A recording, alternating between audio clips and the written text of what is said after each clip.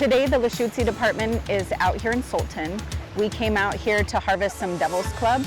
We are going to use the Devil's Club, the sticks, for a project at Language Camp.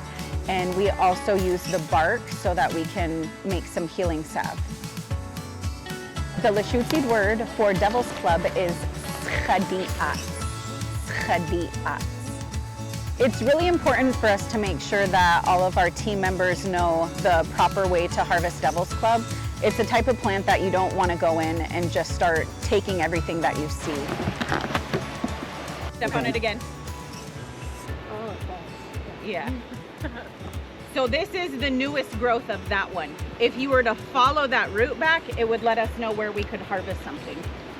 So when we enter into the woods, we like to explain to them what plant we're looking for, what to be careful when dealing with that plant, because you can definitely get poked when you're harvesting it or even when you're walking by it. The way that Devil's Club grows is it grows above the ground. So technically this right here is a root. So the root system grows above the ground but under the moss.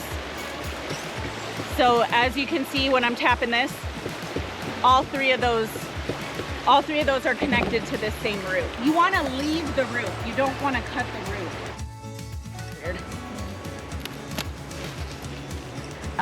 We want to make sure that they understand that in order for us to help ensure that the plant continues to thrive, that we're not taking the new growth, that we can pay attention to where the roots are traveling along the walkways because the roots grow above ground.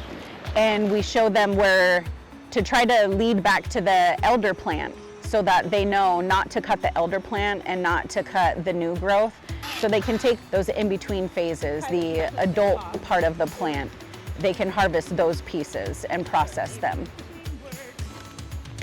While you're harvesting, if you end up getting poked by any of the spikes that are on the leaves or on the Devil's Club stick that you're harvesting, that outer bark, you can use that inner bark. That inner bark has the medicine that helps draw out those pokey parts of the Devil's Club that can get embedded in your skin.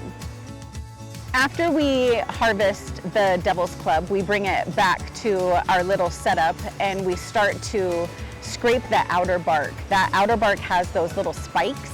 So you'll take the back of a butter knife and you'll use that backside to gently scrape away that outer bark. Once you have all of that off, you can then peel that green bark, peel it away from the stick, and we're going to utilize both of those pieces, the green inner bark as well as the stick. We hold on to those and that's what we take back to the office and use. When we take the inner bark back, we're going to lay it out to dry. We want to make sure that we can thoroughly dry out that bark. Once it's completely dry, we're going to break it apart into as small of pieces that we can. The more surface area we have, the more medicine that can be drawn out. We will fill a jar about halfway full of the dried Devil's Club pieces, and then we'll cover that with a carrier oil. We tend to use extra virgin olive oil. We don't come across people or many people that have an allergy to it. And that olive oil is going to help extract all of that medicine out of the dried bark, and then we'll be able to make a healing salve. Devil's Club is a wonderful medicine that we like to be able to give to our community.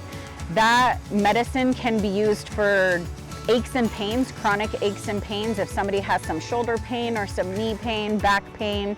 It's also used to help with boils. If somebody tends to deal with having boils, it can help draw out any infection. So it's a very useful medicine to have on hand.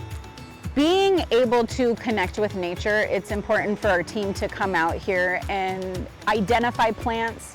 While we're going out to harvest Devil's Club, we can take a look at the trees that are around, we can take a look at the ferns, and a lot of these plants, we're using those within our curriculum. So instead of just pulling a picture off the internet, we're encouraging our team members to take pictures and go back and make flashcards.